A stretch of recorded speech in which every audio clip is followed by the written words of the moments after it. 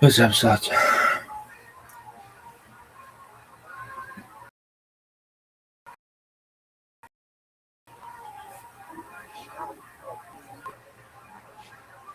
Yeah, 105 of this bitch. 5796, Friday, April 10th. Dude, you didn't do the thing yesterday. Whatever, it's a pain in the ass anyway.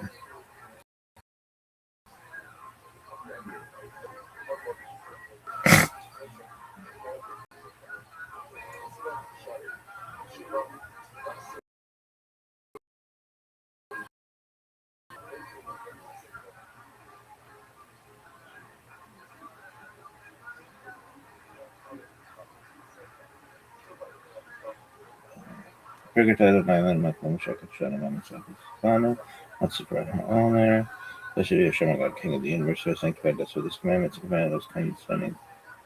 The counting of the Omer. Today is 8 days. Today is 8 days, which is 1 week. 1 day of the Omer. 9. Title 9, my phone check it, shut him with myself. It's on also for a help. Blessed be you, show my God, King of the universe, who sanctified us with his commandments, and commanded us concerning the counting of the Omer. 9 days, which is 1 week, and 2 days of the Omer. That's a cool story, Rabbi.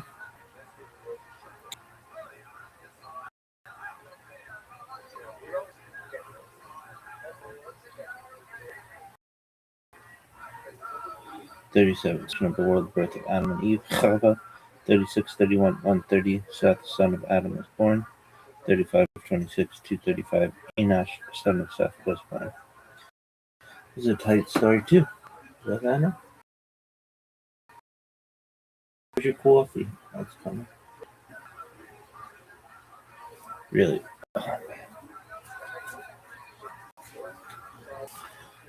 What's my thing called? What's my fucking phrase? Continuous human data infrastructure website. I'm the biggest CDHI. Really? Oh, look at that motherfucker. That motherfucker's the king of CDHI. I'd be like, fuck yeah. No. That motherfucker's the king of CHDI of all time. Like, I know. Like, oh, the motherfucker's sick as fuck. And then that one guy's like, oh.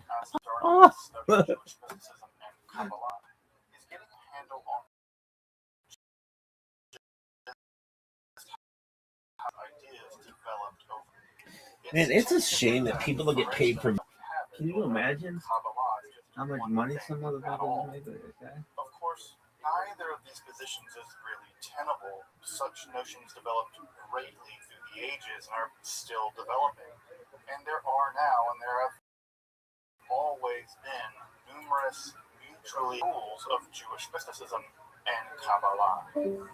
This class is meant to serve as an introduction to Jewish mysticism and Kabbalah from the point of view of its incredibly complex development from the prophets of ancient Israel and to the rise of modern Hasidism in the 18th century. Of course, this series isn't meant to be exhaustive by any means,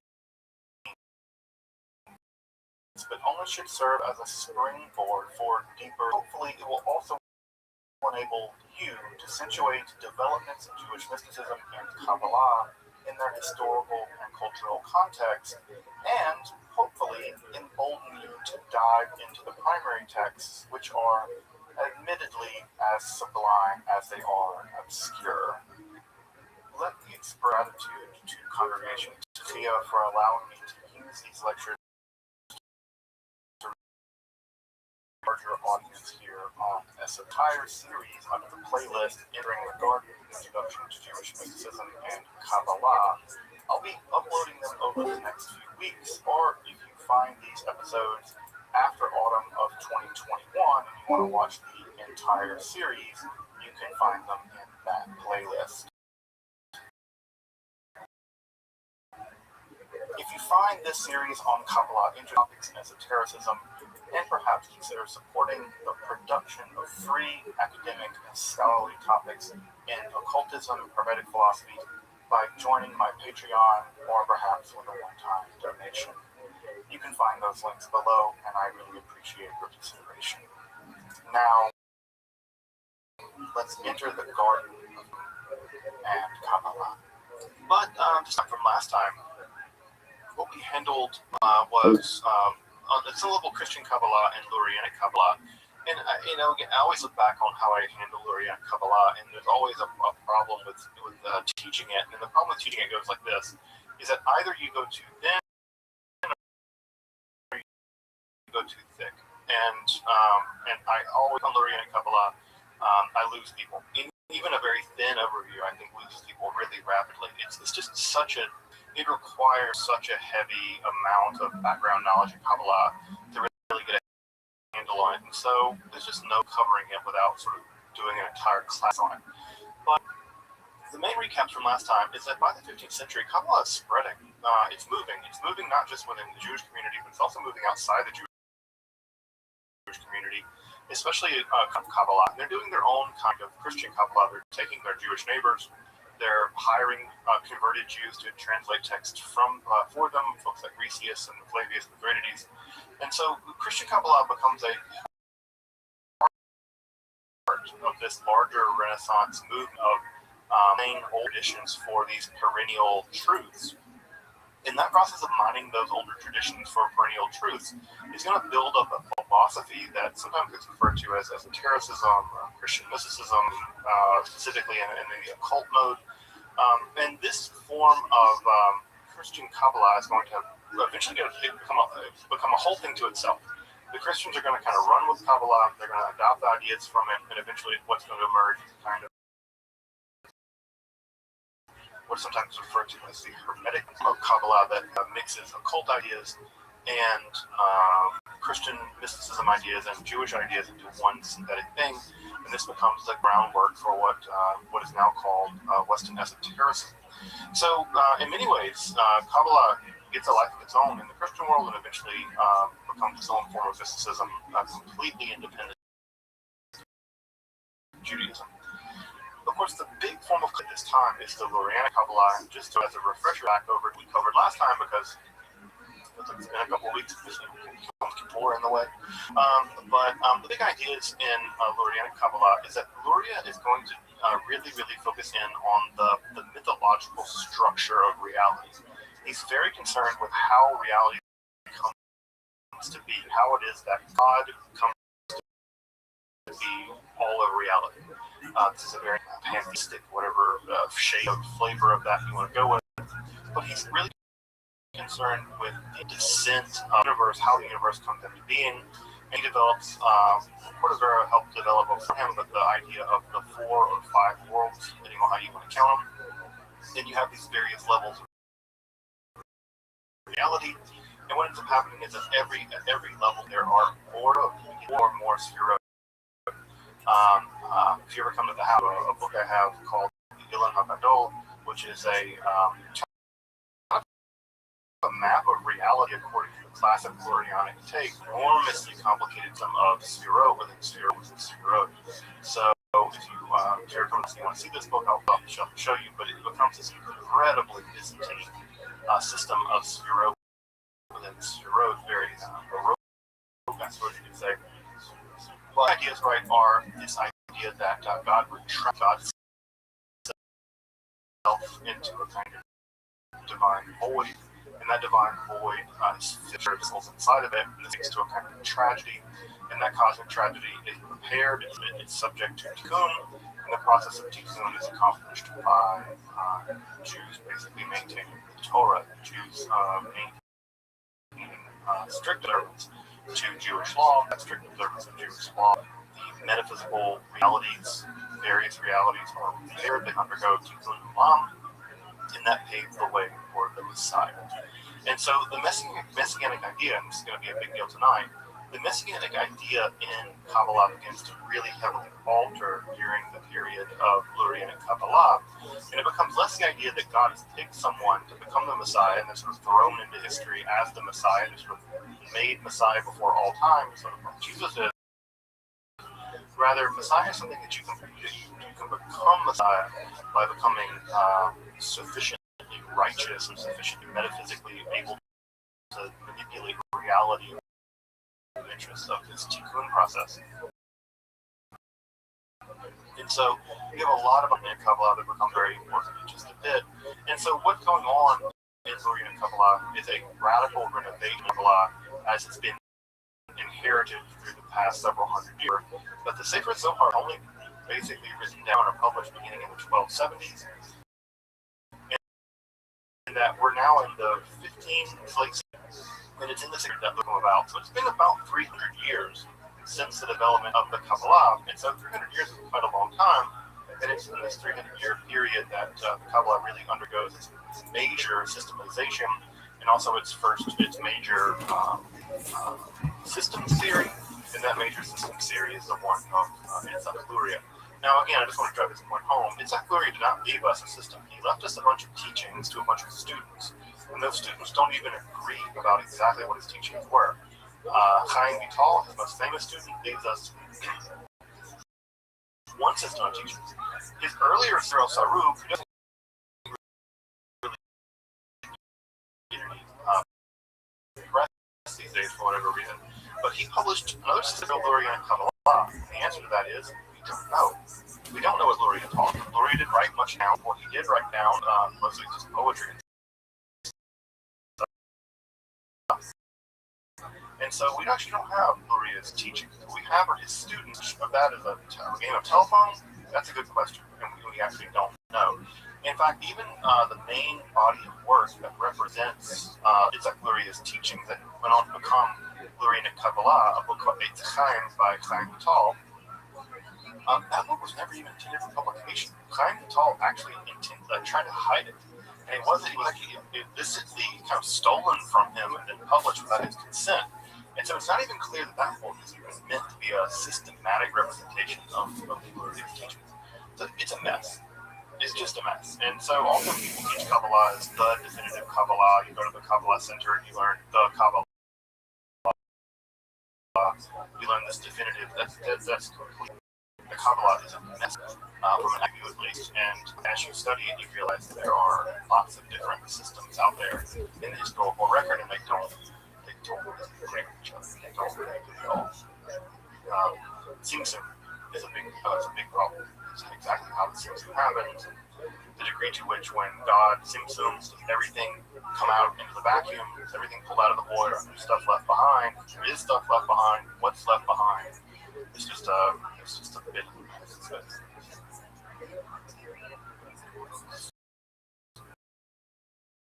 Let's get into it. And I want to say two things. One thing is I'm going to be differently than what the slides are saying. So there's going to be a lot more information on the slides than what I say. So that's one thing that will be importantly different about this talk than other talks. And the reason why that is there's just so much information that I want to get out about Shabbat V, and that I can only put it in the slides. If I talk about all of this, I would just be here all night. So there's a lot more information on the slides than is on that I'm talking about, but I want to make sure the slides are there. Read the slides, though, you'll get a lot more information from there. So that's the main thing to know about sort of the general flow. So if you're typically just listening to this as like a podcast style or something, then you'll be missing a lot of information by not looking at the slides. You do you, as you say. So tonight we're going to be talking about a Messiah, a failed Messiah. Judaism is full of failed messiahs. We have lots of failed messiahs. We have Jesus, we have Shabbat Tzvi, we have Shimon, Kokba, we have Judas, we have a lot of different failed messiahs. The question is, what is Messiah? What is this concept of Mashiach? What does it mean to be a Messiah? The idea developed primarily during the Zoroastrian influence period, that is to say during the Persian period, under the sort of the reigns of the apocalyptic. And the idea does begin to appear very late in the Tanakh, And it seems to be the idea of a kind of chosen person by God to do some world historical thing. Now, in the Bible, it's not really clear what any of that means. In fact, the only person in the Bible referred to as a Messiah is actually a pagan king, King Cyrus. It's a Persian king. It's not even a Jewish guy. So the idea is that basically God picked Cyrus to do this very important historical thing, i.e. let the Jews return home to Judea, and that becomes grounds for the Bible to refer to him as the Messiah. He's the only person referred to as the Messiah in the entire Bible. So, Bible for it, the only person referred to is a Persian king. Now, what ends up happening is that over time, this idea of Messiah evolves and changes. And as it evolves and changes, there are a lot of debates among Jews about what it means. And to be clear about this, there's never been a settled notion about what the Messiah is. To this very day, debates about the Messiah go on. It's never been a settled idea in Judaism. Typically what's happened in Judaism, I think I mentioned this in a previous talk, is that people grab onto the Messiah, they want a person to be the Messiah, and they kind of backtrack their notion of Messiah onto that person. So you pick a person to be Messiah, and then you figure out what that means, and then you go to the Bible to prove that they are the Messiah. There is no ready-made theory of the Messiah out there. It just doesn't exist. Now, we'll talk about some rough and ready ideas that we find in Judaism, but even they're pretty rough and ready. So, over time, what ends up happening is the notion of Messiah becomes more and more canonical, it becomes more and more mainstream in rabbinical Judaism. And by the Babylonian Talmud, there are long, protracted discussions about what messiahs mean. What is it to be a messiah? And even by then, by the 5th century of the Common Era, there's no agreement. So, if you read Tractate Sanhedrin toward the very end, you'll see that there's a lot of debate about what they thought the Messiah was, what the Messiah was going to do, how you recognize the Messiah, what's the Messiah's name. There's an enormous amount of debate about this. At any rate, by the Middle Ages, belief in the Messiah had become a dominant part of Judaism. In fact, it's one of Maimonides' 12 Articles of Faith. You're supposed to believe that the Messiah is going to come, and fervently believe this. This is one of the 12 articles that makes a Jew, according to Maimonides. So there's the idea that you can believe in Messiah, but it's still not hammered out what exactly the Messiah is and what they're going to do. And it's not even clear there's going to be one. There's some that miss texts in Jewish history that indicate that there are going to be two of them. One of them's going to be God, and one of them will be like a military leader. In fact, almost all the literature overwhelmingly is going to be Messiah as a kind of military leader. Furthermore, there's the idea of the Mashiach Lador, which is the notion that in every generation there is a sort of potential Messiah. That the Messiah is actually out there, and it's just a matter of them activating themselves, or getting activated, or God activates them, or somehow they get activated. And so the idea is that they're just a Messiah in potentia, that they have to be made an act to. It just says no one's been worthy of that task up till now. So what little do we know about what the Messiah will do? How do we know a false Messiah from a real Messiah? Well, the stakes are pretty high, and you can see when I go through this list in a second why Jews don't accept Jesus as the Messiah, because it's very clear that Jesus has not accomplished any of the things that make a Messiah according to even the most general lists. This is true, by the way, not just of Jesus. It's true of every Messiah. Every Messiah has failed. And so some of the list of things that they are supposed to do are things like they have to be born in a Davidic bloodline. They have to be related by blood to David, trace your lineage back to David. They have to rebuild all the ruined cities of Israel. So every city in Israel that's been ruined over history has to be rebuilt. They have to construct a third temple. That's the thing they have to do. They have to be both king and high priest, and they have to live 1,000 years. Well, one of the main problems with the Messiah is they tend to die.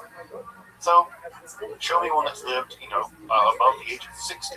So they tend to die and not live 1,000 years. They have to bring world peace. No big whoop. In fact, not only bring world peace, they have to bring peace to the point where not even the animals fight each other anymore. So that it's world peace at the level of not even animals fight each other anymore. They have to cause every nation in the world to worship the God of Israel, so everybody becomes kind of Jewish. They resurrect and judge the dead, or at least they judge the dead. Maybe they don't resurrect them, but they judge them. In fact, they judge them by smell, which is weird. The Messiah is said to smell and judge.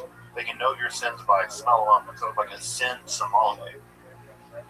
They stop all illness, they stop all death, they stop all sadness, They called all the Jews to immigrate to the newly established Jewish kingdom, which stretches from the Mediterranean to the Euphrates, which is sometimes referred to as Greater Israel. So they got to do all that. That's the bare minimum. Just to be clear, this is the bare minimum. There are all kinds of other things the Messiah is expected to do. This is just the minimum, right? That they have to do to even be a candidate. Now, as you can tell, no person who's ever lived has ever done any one of these things, much less all of them.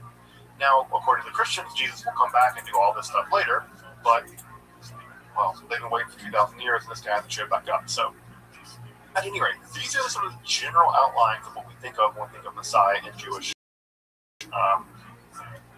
theology. Of course, it's much more complicated than this, but typically, these are the bare bones things that make a Messiah, and the reason why we're still waiting for one. Now, when we go back in time to the 17th century, when we go back in time to the world that's going to produce this false Messiah, Shabbatai Tzvi, there's a couple different things that are going to be important about the historical and cultural context. So I want to go through those relatively briefly. Actually important about the Jewish world is that rational philosophy has lost the fight to Kabbalah. Kabbalah has won. There is no more Maimonideanism, not really. There's not much in the way of rationalistic Judaism. Rationalist Judaism has kind of gone out the window. And what's increasingly taken over at this point is a turn toward Kabbalah. Now, it's not to say that Kabbalah is spread very far and wide, but it certainly is the dominant intellectual movement of the time. Most of the intellectuals are either going straight into legal stuff via the Talmud, or they are doing that and Kabbalah, but philosophy, for the most part, is just not a big part of the equation anymore. And so in some ways, it may just be an unchecked kind of enthusiasm around Kabbalah. The second thing that makes all this very important is the Alhambra Decree. Of course, the Alhambra Decree was a complete disaster for the Sephardic Jewish world in 1492, where all the Jews were basically ejected from Spain, and eventually ejected from Portugal as well. And this ejection did two things. One, it heightened Messianic expectations. People really thought that this was the end of the world, because it was the end of their world. And the idea was that because it was the end of their world, perhaps God would intervene and save them. But how could God just let all these hundreds of thousands of people be kicked out of their homelands in Spain? God would intervene and fix it. Well, God didn't fix it, because that typically doesn't happen. What's happening is that people end up converting. They converted in mass, probably about the hundreds of thousands that converted to Christianity. And what ended up happening is that they converted to Christianity and then eventually left and began to be Jewish again. Now, what ends up happening in some of these converso communities that's really important is a couple things that I want to go through relatively briefly here. The first is an intense feeling of exile. An intense feeling of exile. They are experiencing exile in a deep way. Both they're exiled from their homeland, like Spain, and they are desperate. They really want to return. And a big part of this is mapped in Gloria and Kabbalah more generally, is the kind of exile restoration motif. Secondly, there's just sort of an apocalyptic flair in Europe generally. We'll talk more about that in just a minute. But in the 1600s and the 17th century, apocalypticism, the idea the world was about to end, was just an overwhelming cultural aspect of what was going on in Europe at the time, both with Christians and with Jews. One of the things that's also important about this is a shift in converso communities, because they were more in contact with Christianity. They've been basically practicing Christianity and learning Christianity for quite some time now, it's a generation or two, is that their concept of what a Messiah was much more open to the idea of a spiritual Messiah, or a Messiah that didn't do all the political stuff. Now, the political aspect of the Messiah is essential to the notion of Messiah in Judaism. There's just no such thing as a spiritual Messiah in Judaism. Messiah in Judaism is always a political entity. They're always a king and a high priest, and they always change the world in concrete, disworldly manners. Well, the Christian idea of Messiah isn't that. The Christian idea of Messiah is Jesus did not fix the world, Jesus fixed sin. And because Jesus fixed sin, it's the political world keeps on back. The idea that these conversos came in contact with that more spiritualized version of Messiah, and they were more open to non-traditional ideas of Messiah, more generally speaking. They were also open to the idea that of what we might call theological supersessionism, which is just to say that having been raised as Christians, they were told the idea that Judaism had been superseded by Christianity. Christianity had come along and corrected all the errors of Judaism, and that Christianity was the superseding, corrected religion, outmoded. What's important about that is the idea that Judaism in some way to be replaced. So they're going to convert back to Judaism. They're going to revert back to Judaism. They're going to be much more open to the idea that fundamental things about Judaism can be changed. Traditional Jewish communities would not be open to that idea, but many of these conversion communities, many of these conversion people would be open to it. And also they're going to be much more open to what we call antinomian tendencies, which is just to say that for a traditional Jewish community, observance of Jewish law, observance of the Sabbath, of kashrut, observance of certain aspects of Jewish law are just not questionable. They're not up for grabs. We're not living in the Reconstructionist world of the 21st century. The traditional Jewish world is very clear. You cannot abandon any aspect of Judaism. You can't negotiate with it. You have to do it or not do it. It's not up for grabs. But for these conversion communities, there's much more of the idea that violate the law. But the law is not immutable. But the law is something that can be read as a metaphor, or it can be read as a way that can be changed. That one could alter Jewish law in the interest of spiritual or somehow higher notions. An idea that's completely foreign to traditional Jewish ideas, but very much in the strain of those who have been exposed to Christianity. Further, the situation in Europe is just such that, in general, people expected a kind of apocalypse. That was just in the air in the 17th century. Christians, Jews, Muslims, basically everybody thought the world was about to end in a very, very intense way. Comets started appearing, all kinds of weird stuff was happening, and people were really convinced the world was about to end. Further, we also have printing that's taken off. Now, printing is one of these disseminates ideas very, very rapidly. And that's one of the great things about printing. You can disseminate ideas very rapidly. You can also disseminate ideas that are incorrect very rapidly. There are all these bizarre broadsheets being printed through Europe that are making claims that are completely crazy. That, what's one good example of this? One good example of this is that all the Jews, the 10 lost tribes of Israel, they had returned in Saudi Arabia, what is now Saudi Arabia. They had returned to Arabia. They had amassed a giant army led by this general, and that the 10 tribes of Israel had overtaken Mecca and had destroyed Mecca. They had conquered Islam. This idea is completely nuts. It's not grounded in any history at all, but there were repeated broadsheets printed through Europe where people really did believe the 10 tribes of Europe were literally about to reconquer Israel and bring about the end of the world. This was a very common idea. So these kind of dissemination of bonkers notions were very, very popular. Not just that, but there's all kinds of things going on in Europe that led people to believe the world was about to undergo some big change. Columbus's discovery of the so-called New World.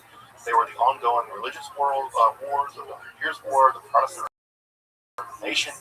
There's tons of talk about the Antichrist. Everybody was the Antichrist. Protestants thought the Pope was the Antichrist. The Pope thought Martin Luther was the Antichrist. There's the witch trials. There are all kinds of things going on. If you want to get an idea about this time period, right, I'm sure most folks have heard of Michel de Nostradamus, right? Nostradamus is famous for his quatrains, his prophetic quatrains. He died in 1566. He's living in sort of roughly this time.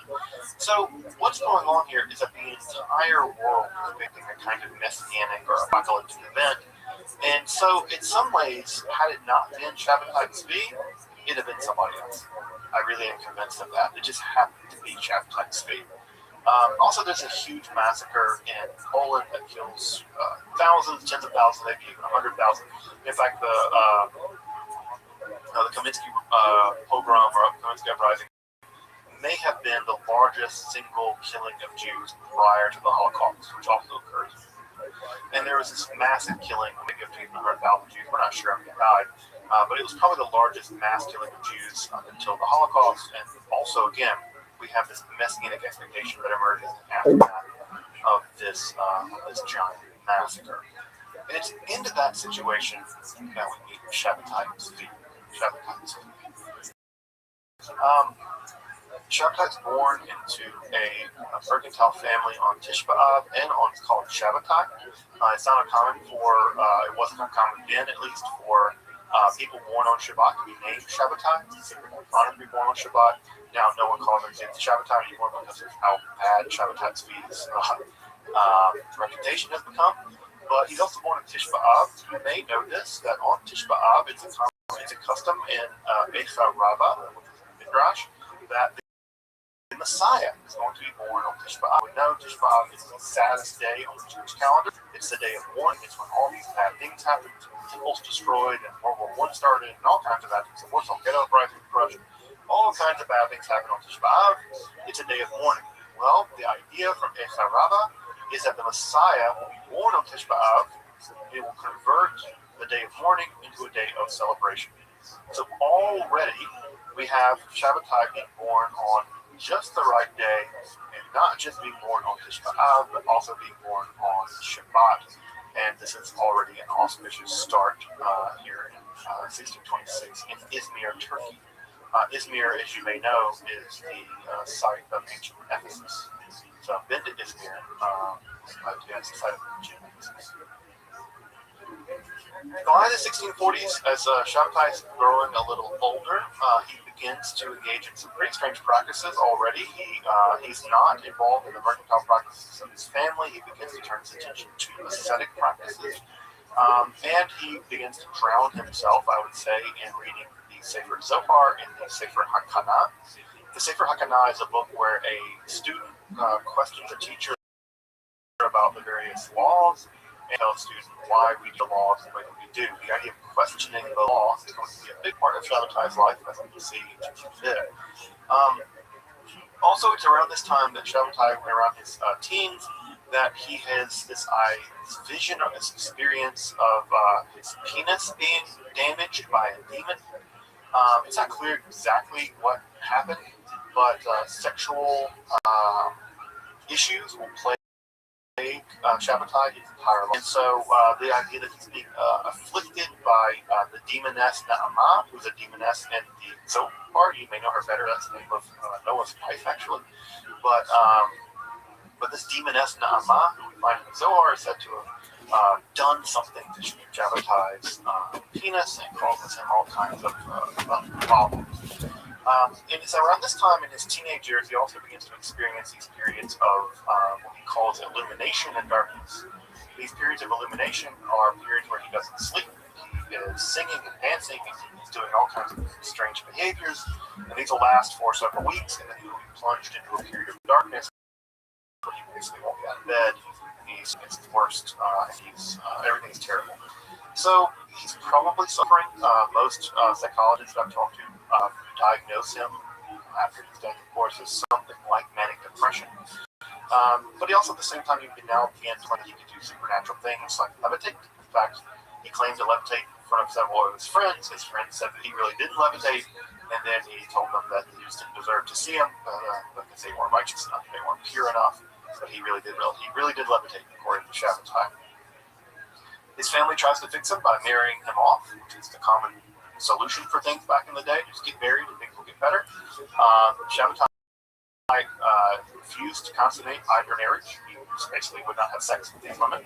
And these women complained that Shabbatai was basically just studying the Zohar all the time. These illuminations and darkness fits. He wouldn't have sex with them, and his marriages were dissolved. And of course, as you imagine, this is a huge problem for his family. It's a huge embarrassment for his family. But he just refuses to have sex with these women for whatever reason.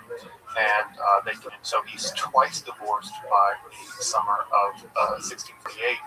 And on June 11th, 1648, he has a vision of the prophet Elijah coming to him and telling him that he is the Messiah, basically anointing him and making him into the Messiah. And we're told that he began to exude fragrance from his. This is a thing that's commonly talked about Shabbatai's feet, is that he smelled really good. He had this intense fragrance coming off his body constantly. And so he told some of his close friends and his family that he was the Messiah. I don't know how they responded to this, but typically he kept it pretty secret. In the aftermath of him thinking he was the Messiah, secretly by 1651, Shabbatai is kicked out of Izmir. he's exiled from his homeland. He's kicked out. He's exiled for reasons that aren't terribly clear exactly.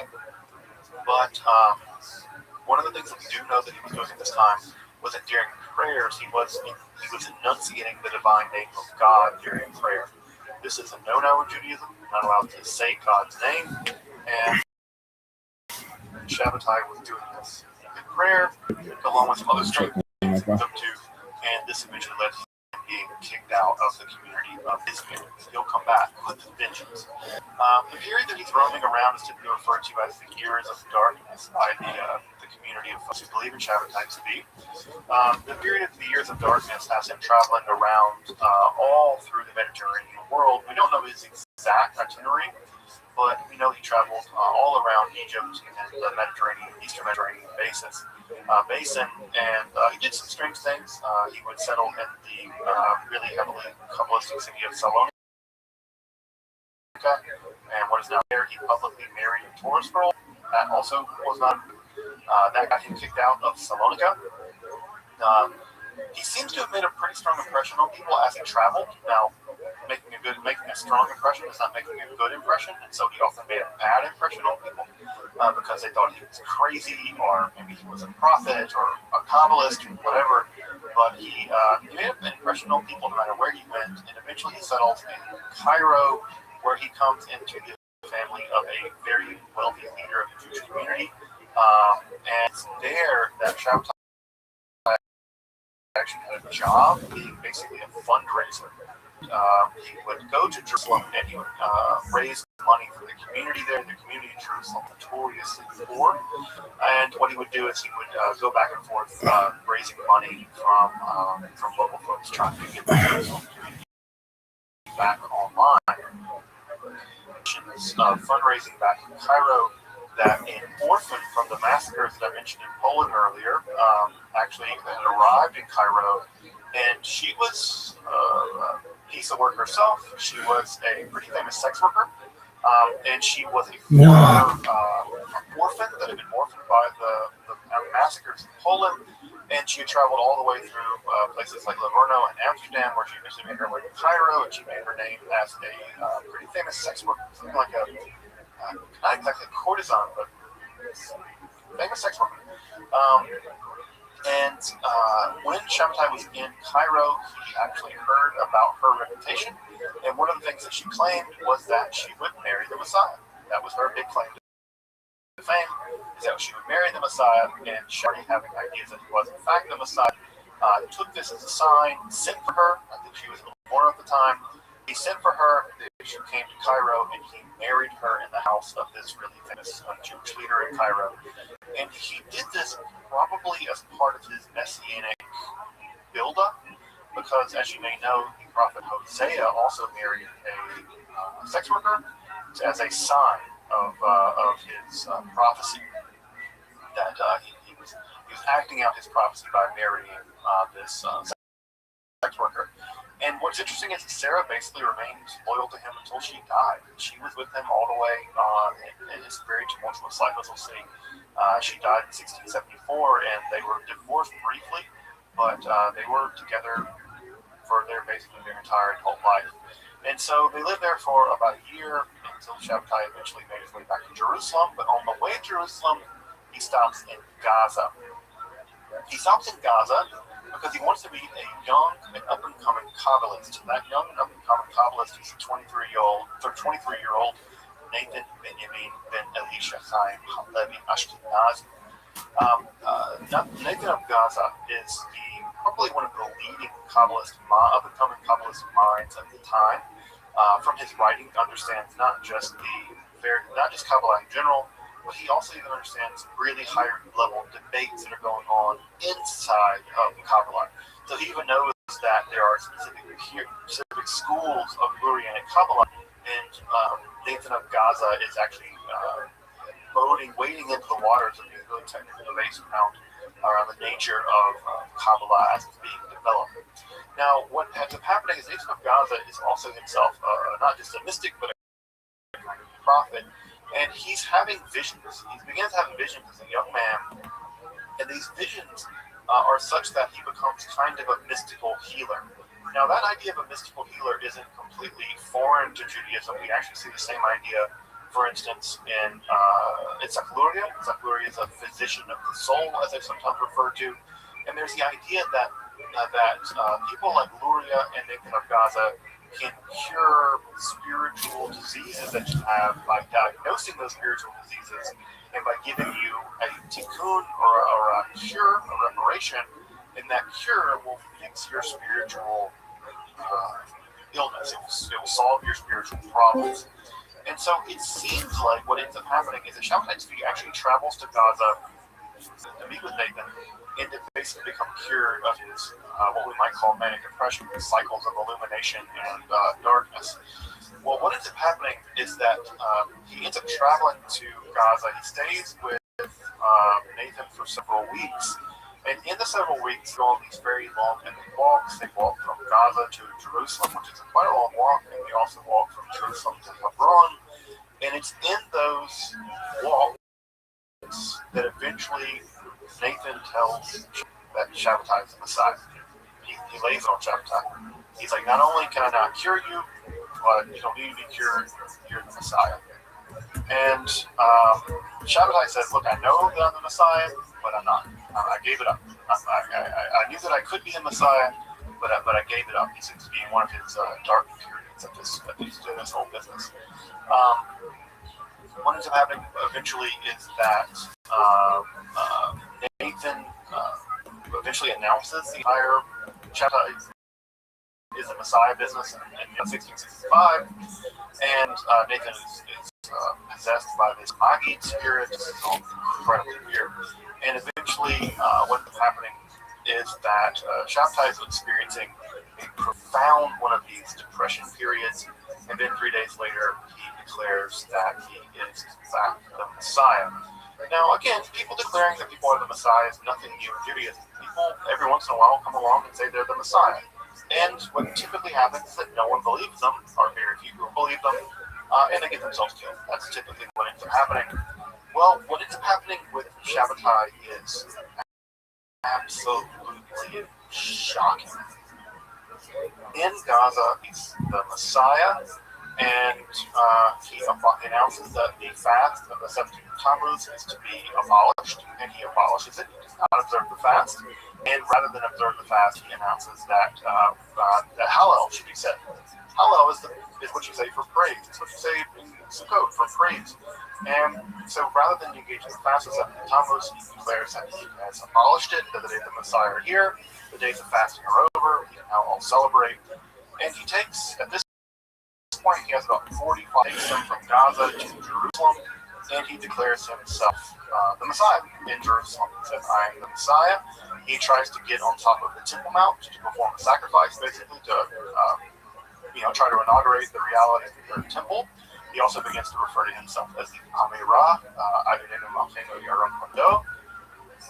And the Jerusalem community stops him. They're like, you're nuts. You're crazy. You cannot go on the Temple Mount. There's a mosque up there. If you go up there where there's a mosque up there and try to kill an animal, you're going to get in trouble. You're going to get us all in trouble. So the local rabbi actually turned him over to the local Qadi. The Qadi is basically the mayor of Jerusalem, the Turkish mayor of Jerusalem, to the Qadi. And they say, that's crazy. You need to arrest him. He's going to do something bizarre. The Qadi doesn't arrest him. Not only does he not arrest him, he allows Shabbatai to go around on horseback around the city, waving a green banner. Now, riding around on a horse doesn't seem like a big deal, except for Jews weren't allowed to ride on horses. It was against Islamic law for Jews to ride on horses. It was exclusive to the purview of Muslims.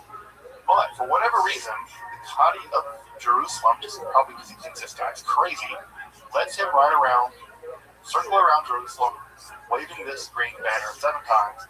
And this is proof for Shabbatai's followers really important. He's actually the Messiah, because he is able to basically not get arrested by local Qadi, and he is allowed to circle the city on horseback 7 times, so summoning up some Jericho imagery. Further, he allows his followers to eat forbidden food, so the animal, which the Bible declares to be unkosher, he says to his scholars are allowed to do. He allows them to engage in violations of Jewish law. These violations of Jewish law, he develops, even has a special blessing for violating Jewish law on purpose. And eventually the rabbis at Jerusalem complained against Shabbatai all the way to the chief rabbi of the Ottoman Empire in Istanbul. Well, what ends up happening, Shabbatai is run out of Jerusalem, the Jerusalem community, which previously liked him, at least to some degree. They certainly liked him singing. He was a very good singer and very charismatic. They run him out of Jerusalem, and what ends up happening, Shabbatai departs for Aleppo, now in modern Syria. And what happens there is that Nathan already sent the head of Shabbatai to the folks in Aleppo, specifically explaining using very complex Kabbalistic justifications, things like the treatise of the dragons and other kinds of documents, that Shabbatai is in fact the Messiah and that they need to welcome him as the Messiah. Well, it's not clear exactly how and why the folks at Aleppo were so heavily convinced of the letters that Nathan of Gaza wrote, but they were clearly convinced of them because when he arrived in Aleppo, it is a fanfare, ticker-tape parade for Shabbatai to be. He is welcomed into Aleppo with open arms. He's openly declared the Messiah. He stays there for about 3 weeks, and it is a complete wave of enthusiasm. There are people prophesying in the streets that the Messiah has come. He basically converts much of the crowd of Aleppo, most of the Jewish community of Aleppo, to him. He basically converts them to Messianism. And he gets perhaps one of his most important allies at this time. And that important ally is the son of Hussein Vital. Hussein Vital, his son, remember Hussein Vital is one of the main people responsible for the Messiah or for the Kabbalah.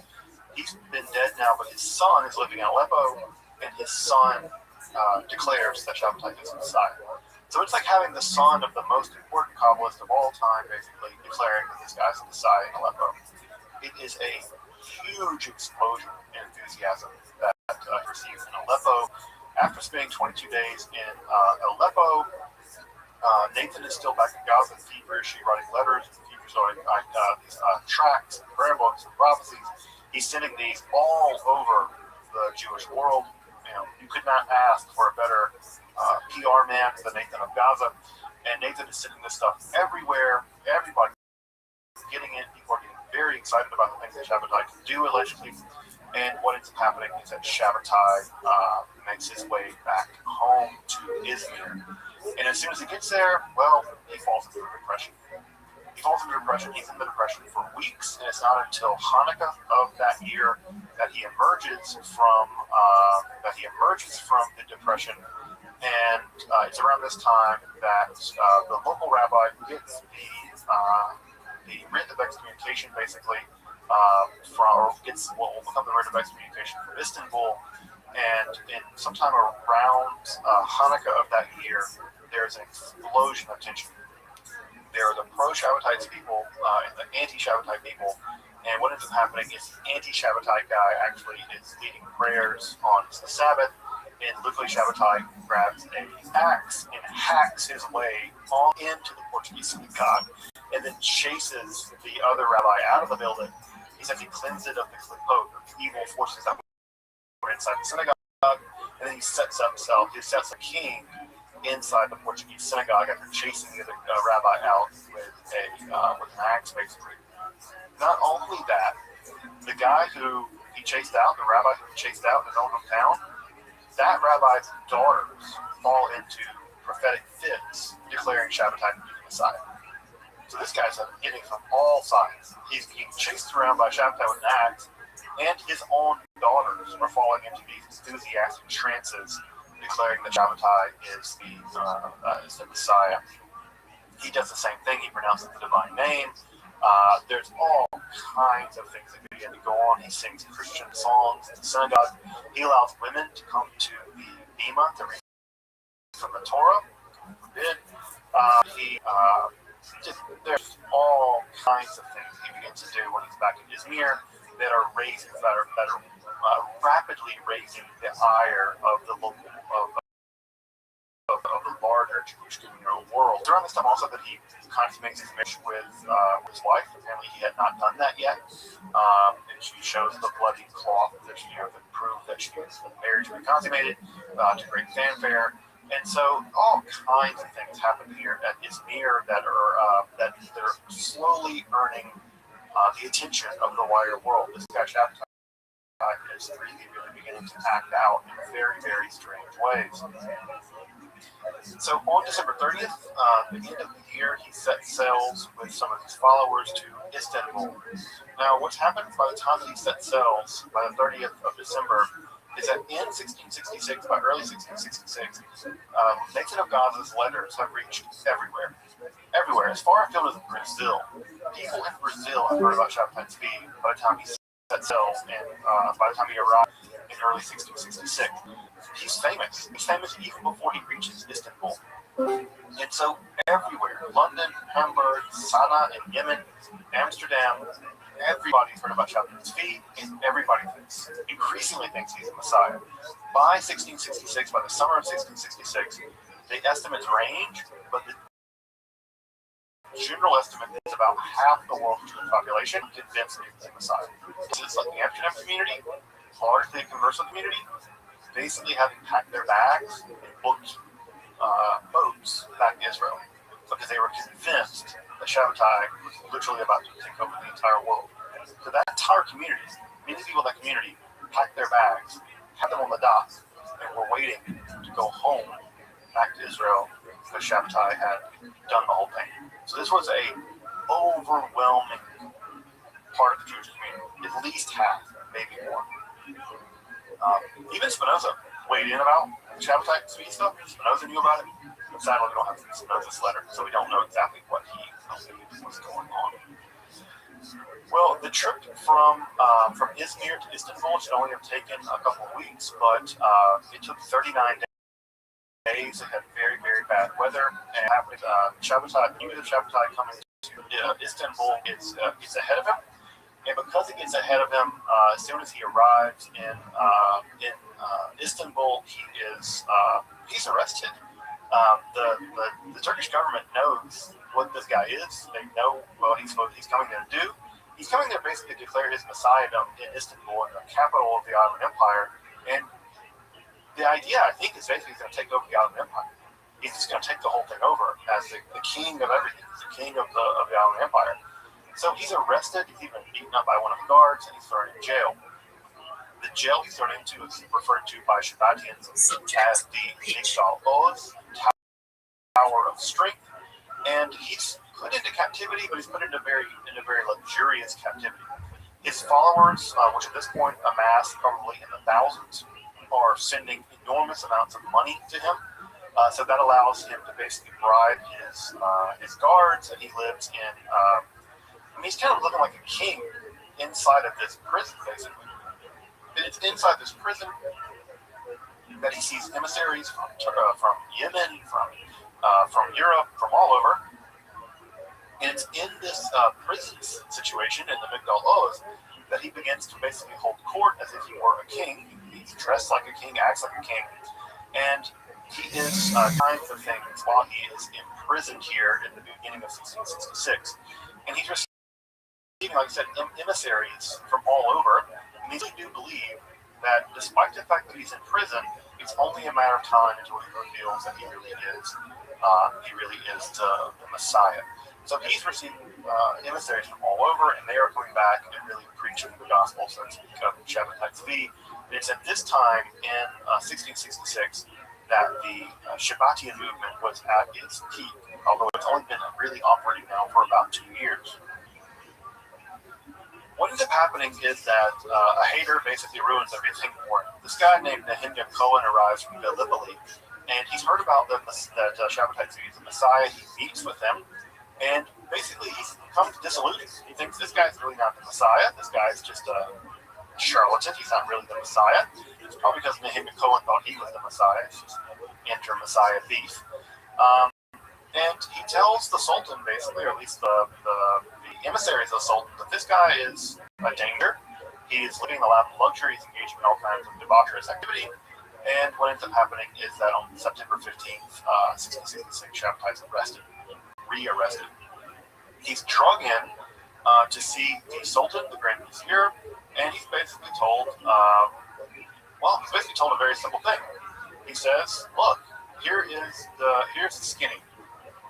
They interrogate him. They ask him if he's a Messiah. He says, yes, he is a Messiah. So they said, okay, here's your test, right? Here's the test. I'll convert to your religion. I'll convert to your Messiah.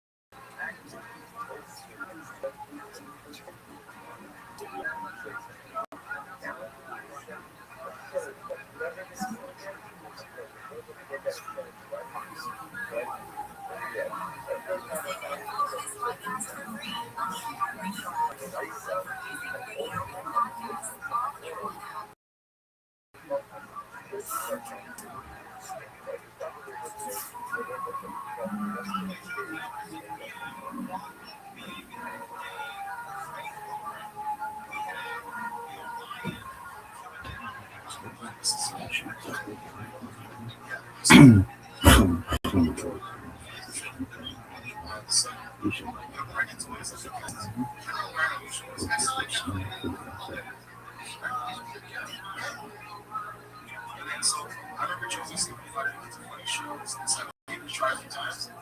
be honest, I didn't like it the first few times. I don't know what it was. It's like personality. And then there was a show that came out in the houses where there was actually these treating vendors also like people shots in the house. This was so fun. She was so and starting that layoff, and said that contract with Fox. Because I guess Fox had a contract. Yeah, so Fox was actually producing it. I didn't know that. Yeah, Fox was. I know, it was one of the first podcasts. Yeah. And that, dude, that's not so you're getting like 500,000 views every time, or 350,000, 500,000. Back then, they were doing those. It's insane. So, but since, when the contract renewed, they, of course, Fox saw the success of this. Oh yeah, this is what I heard. I don't know if it's true. 50%. Wait. All cameras, whatever the time is. Ad revenue. Yeah, I think all that. The last sense, so Fox was getting, since they produced it, they have a all that. So whatever's coming out, yeah, we want to give about 50 for that. They would chip off brand, yeah. Which is a hard slice. So they're producing it, right? Yeah, they're on a huge platform. But right into the camera. We're not going to do this one, and then he went.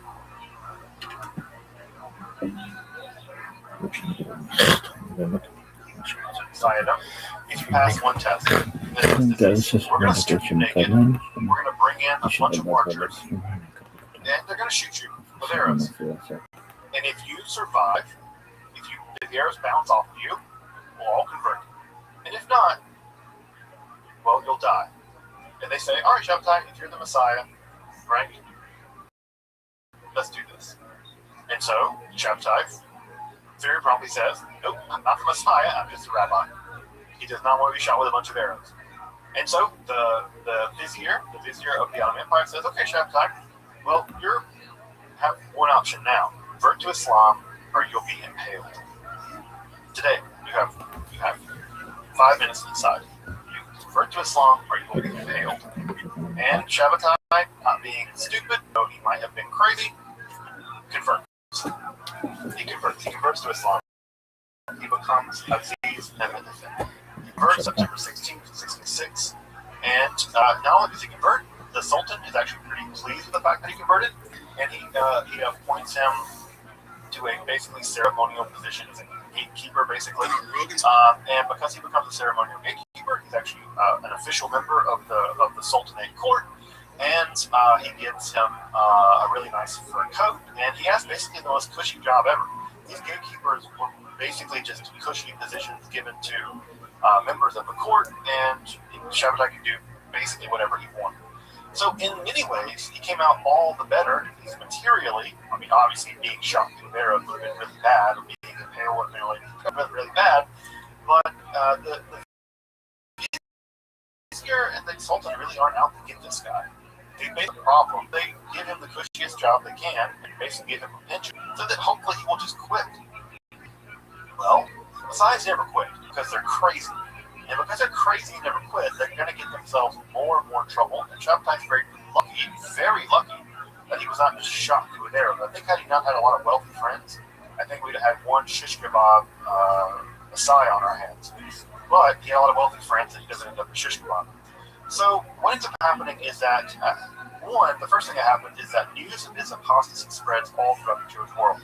And this is really bad. This is really bad. Half the Jewish world thought the guy were bad. They were already including Shabbatai Tzvi in their prayers. The prayer book had been changed to include Shabbatai Tzvi as the Messiah. People were really convinced that this guy was going to basically overtake the Ottoman Empire and the world was going to come to an end. They had packed their bags. They were literally on the docks in Amsterdam waiting for news.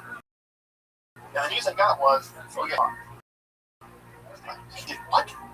He converted to what? Like he apostatized. He's Jewish. Or he converted to Islam.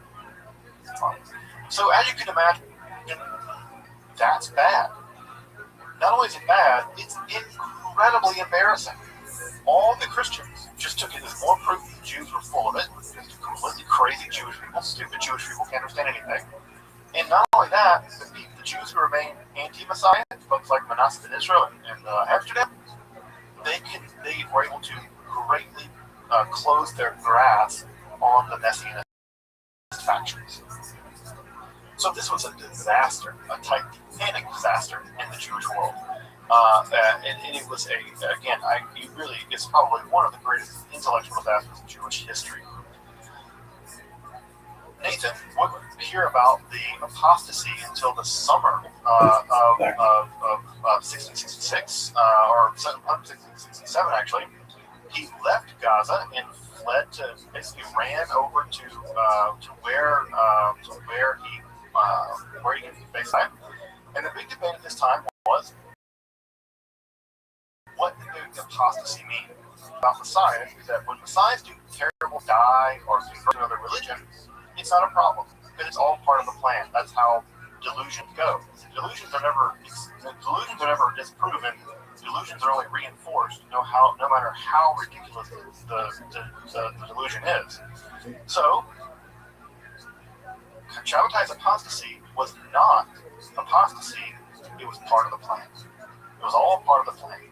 Now, what happens here? Nathan of Gaza circulated a letter saying, no, this is part of the plan, don't freak out, don't lose faith. It's very important to maintain faith. So there are actually a couple of different theories that were going all around at the time what really happened. One theory is that somehow Shabbatai's view really was now the Sultan of the Ottoman Empire. Some people that continue to believe that not only had he not converted, he was just now the Sultan of the Ottoman Empire somehow. Another way is that he had converted, but he converted in order to take power away from the Sultan. So yes, he was a Muslim, but only temporarily. He was about to get power from the Sultan somehow. Who knows how that's supposed to work?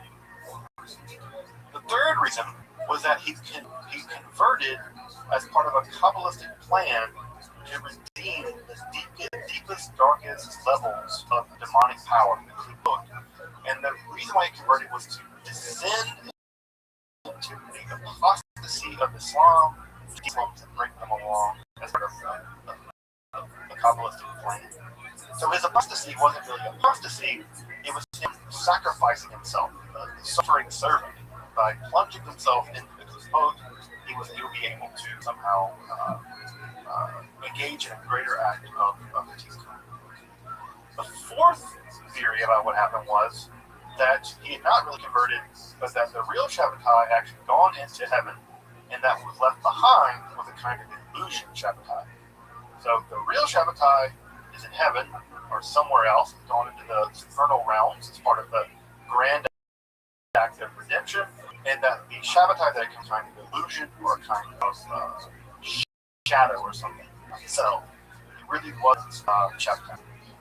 So these are the big four theories that circulated about what happened when Shabbatai converted to Islam. It seems like Nathan of Gaza accepted some version of 3 and 4. He accepted some version of 3 and 4, more 3 than 4, but certainly accepted 3. And his position was, yes, Shabbatai converted to Islam, but this was a temporary thing, that he would eventually redeem Islam, redeem the Muslims, and that he would emerge out of Islam back to Judaism, and he would emerge as having redeemed this fallen religion.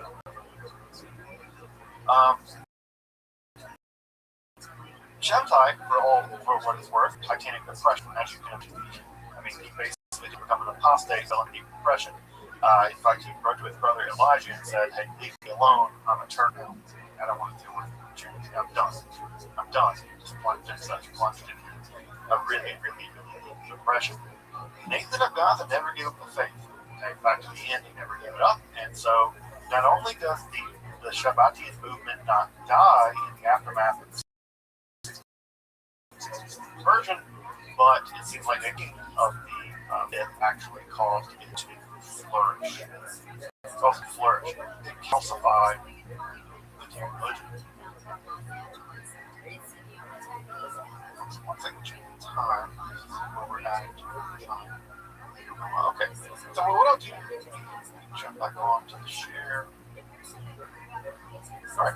So what I want to do is, what I'm going to do tonight, I'm going to finish up that speed, and then we'll do Nathan of Gaza. We'll do the Frankus next time because it gets even crazier in the chapter. If you can believe that, it's going to get even more crazy than chapter speed. So we'll finish up that speed tonight. We'll do the Frankus next time. That'll also be a visit transition perhaps into Hasidism, which I'm sure might just absolutely hate, but they are connected in a weird way. At any rate, Shabtai Tzvi converts to Islam. He has a son, Ishmael Mordechai, which is a fantastically Jewish Muslim name. Ishmael's Islamic name, Mordechai is a Jewish name. What's happening is that Shabtai began to continue to live as the gatekeeper, this ceremonial position. He lives a kind of mixed life. He's sort of quasi-Jewish, Jewish under the cover of night, I suppose, but he's publicly living as a Muslim, and people continue to come to visit him believing he's the Messiah, and they do believe that he's doing this business of raising the Kippot, of raising his act of apostasy is actually a Kabbalistic act of redemption. And so over time, it seems like Shabtai Tzvi also begins to believe this as well. And again, Shabtai also suffers from these deep depressions. It's not clear what he believes in a given moment, but slowly it seems it does come around to the idea that he might actually still be the Messiah. Now, the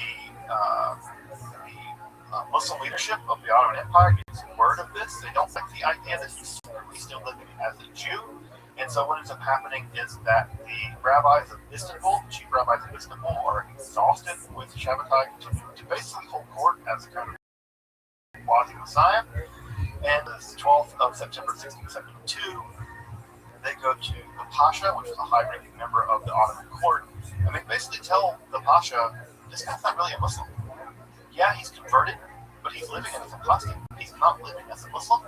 And not just that, but he's doing all kinds of blasphemy against Islam. And this charge is taken very seriously in 1673 exile to Montenegro. Basically, he's exiled to get away from all these.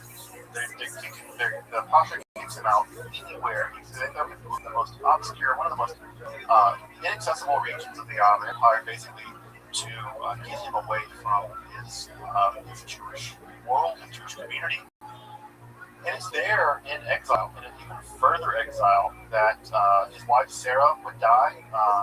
He would take another wife, Aisha, and he would die alone in Montenegro in the year 1676. In fact, his brother visited him, and he asked, "How long are you going to hold on to me?" And he said famously, this is a bit of obscurity, he says, "That rock on the coast, really far away, rock." But anyway, on September of the 1676, he dies during of Yom Kippur. He dies on Yom Kippur. He dies as the gates are closing. And his last Jewish act as Messiah, I suppose, was to request a Machzor, a Yom Kippur prayer book, so that he could say the prayers of Yom Kippur. And we're told that Shabtai Tzvi, or Amirah, or Aziz, he actually prayed Jewish prayers as he died on Yom Kippur here in Elah. He was intentionally buried somewhere that no one could ever find him. The legend is that he was buried in a cave near the sea, and when his brother had come to visit him, there was a dragon actually guarding the mouth of the cave, and that when they came back, the dragon was gone, and then the cave was full of light, and Shabbatai's body was nowhere to be found. It's an empty tomb, very much like the Jesus story. The empty tomb of Shabbatai Tzvi ascended to heaven, or at least gone into occultation, and no one knows to this day, by the way, where Shabbatai Tzvi was buried. It's not clear at all what happened with his body. Was his body vanishing? Only adds to the idea that somehow he is in hiding and he has become resurrected. Nathan of Gaza is a PR guy, continued to believe that Shabtai was the Messiah all the way up to his death on January 11th, 1680. Many years after Shabbatai died, he continued to write pro-Shabbatian tracts all the way to the end. He said that Shabbatai wasn't dead, that he was hidden, or that he had been ascended into heaven, or transfigured somehow, and he died eventually in Skopje in Macedonia. He's trying to live closer to Shabbatai. And his grave, actually, until his destroyer was veneration. Shabbatians continued to his grave. Now, you would think that with Shabbatai dead and with Nathan of Gaza dead, that this entire movement, as bizarre as it is, would just peter out with both of these guys dead. In 1680, that should be the end of the Shabbatian movement. Well, if you thought that, you'd be dead wrong, because Shabbatianism is about to explode from a few hundred, maybe a couple thousand people, to tens of thousands of people. It's going to form a completely new religion. Shabbatianism is going to form a totally new religion. And that totally new religion is going to be led primarily by Shabbatai Tzvi's second wife, Aisha, or Yocheved. She had both names. So, we'll get to next time. We'll probably spend an entire section because there's so much to do. We'll talk about the religions that emerge in the aftermath of Shabbatai Tzvi. Because Shabbatai Tzvi is not just going to die, he's going to continue to be part of the Kabbalistic world of Judaism all the way until the 1880s. That's when the last Shabbatians that we know of die. It's in the 1880s. It's probably the case they survived after that. There were Shabbatians after the 1880s that survived in this Shabbatian world. We think that maybe the Holocaust actually killed the last of the Shabbatians. We don't even know for sure, because part of what is true about them is they don't tell people they're Shabbatians. It's part of their religion to hide their religion. And so the Shabbatian movements continue to function, and the Shabbatians will continue to function in Turkey as a group called the Donne all the way up until even now. There may still be Shabbatians in Turkey right now. That religion might still be alive. The issue is we don't know. Most scholars think that it's extinct. But I will tell you that I taught a class on Shabbatai Tzvi, an 8-part class on Shabbatai Tzvi, and one of the people that took the class was a Turkish woman, and she took the class at the Federation. She took it because she came from a Shabbatian family, and she said that her family, her grandfather, had continued to believe as a Shabbatian, but that his parents didn't. Her parents didn't, and she didn't. But she knew that she came from a family that believed in Shabbatai Tzvi. That was part of their family history. And I asked her, are there Shabbatians left in Turkey? She said that she had not met anyone. That she knew of families that were Shabbatian families, but she didn't know of anyone practicing Shabbatianism anymore. So many scholars think that it's gone extinct, but it's up in the air. Again, part of how the religion operates is by keeping increasing. So next week what we'll do is we'll talk about the second part of all this. How a basically manic depressive Messiah who died, converted to another religion that died, managed to give rise to a completely new religion. And that religion actually survived and survived up to this day. So we'll talk about that branch off of Kabbalah and how this Kabbalistic stuff has led to the Shabbatai Tzvi movement. And if you've ever heard these rules around you can't study Kabbalah until you're 40 and married, etc., etc., if you've ever heard those rules only emerged after this whole piece of the Shabbatai Tzvi. Because how much of a disaster this was in Jewish history. So the Shabbatian moment actually gives those rules. It's actually what's going to pump the brakes on the spread of Kabbalah. Because up to this point, Kabbalah was spreading very rapidly, very publicly. The Shabbatai Tzvi episode, they're going to pump the brakes. Because they're going to say, oh, this Kabbalah stuff is dangerous and it's a whole disaster. They're going to pump the brakes on it, and it's going to slow the spread of Kabbalah in some ways, but it's going to give rise to a whole new religion. The religion of the Donne, the religion of continued belief in the messiahship of Shabbatai. So, wrap up Shabbatai. Welcome back, and thank you for joining me as I explore the garden that is Jewish mysticism and Kabbalah. Again, if you'd like to support my work in providing accessible, free, and scholarly content on topics like Kabbalah, alchemy, and occult, magic, and philosophy, consider supporting my work on Patreon or perhaps with a one. You can find those links. Until next time, I'm Dr. Justin Sledge, and thank you for watching Esoterica, where we explore the arcane in history, philosophy, and religion.